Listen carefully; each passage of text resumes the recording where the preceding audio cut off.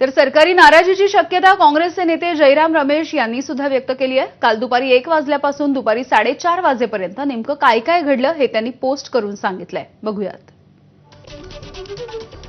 काल दुपारी 12:30 वाजता धनखड यांच्या अध्यक्षतेखाली राज्यसभा कार्यसमितीची बैठक होती।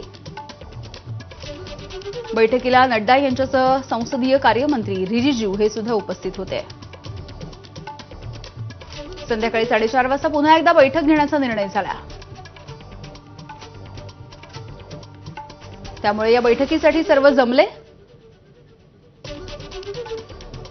मात्र खूप वाट पाहूनही नड्डा आणि रिजिजू हे या बैठकीसाठी आले नाहीत। दोन्ही मंत्री बैठकीला येणार नाहीत हे उपराष्ट्रपतींना कळवलं सुद्धा नाही। उपराष्ट्रपतींना हे रुचलं नाही। बीएससीची बैठक त्यांनी आज 1 वाजता नियोजित केली।